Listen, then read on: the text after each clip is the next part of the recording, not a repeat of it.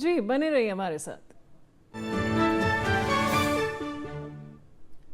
Now, heavy rain has lashed parts of Noida, causing waterlogging in several areas. These visuals are from Amrapali Sapphire in Sector 45, Noida, where many vehicles can be seen stalled.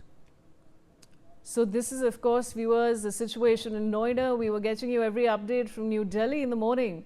But now, of course, Noida is the center of all the mayhem. And I want to go back to my colleague Ali Khan. Ali, ये जो area है Amrapali sapphire sector 45 का नोएडा में, यहाँ पे भी गाड़ियाँ रुकी हुई हैं पानी के भराव की वजह से।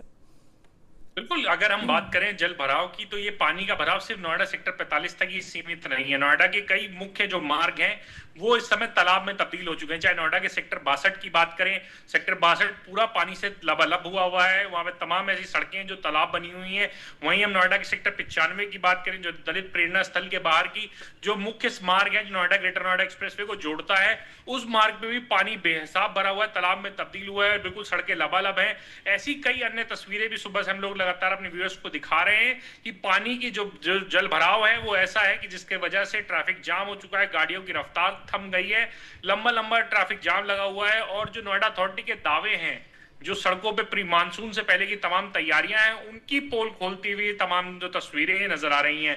नोएडा अथॉरिटी बड़े बड़े दावे करती है करोड़ों रुपए खर्च करके कि नालों की सफाई कराई जाएगी और मानसून के समय में वाटर लॉगिंग नहीं होगी। वही नोएडा अथॉरिटी की जो सीईओ है जो कृष्णा करुणेश, उनका भी साफ कहना था कि अगर बरसात के मौसम में जहां भी वाटर लॉगिंग होगी तो वहां संबंधित उस सर्कल के एसएम के ऊपर कार्रवाई की जाएगी। अब देखने वाली बात होगी, कई तस्वीरें नोएडा से निकल के आई हैं जहां पे पानी जल भराव है, सड़कें जलमग्न है। अब किन अधिकारियों पे कार्रवाई होगी ये देखने वाली बात होगी। तब सवाल उठता है कि इतना पैसा खर्च करने के बाद भी क्यों ये वाटर लॉगिंग खत्म नहीं कर पा रहे हैं, क्यों अभी भी तमाम ऐसी जगह हैं जहां पे जल भराव है और लोगों को इससे असुविधा हो रही है। जी बिल्कुल सही कह रहे हैं आप अली। जिस तरह की तैयारी की गई है वो तो दिख ही रही है, क्योंकि सब घर में तो नहीं बैठ सकते, अब सबको बाहर तो निकलना ही पड़ेगा इस बारिश में।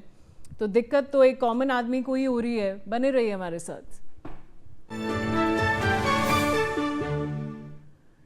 Rain also lashed parts of Ghaziabad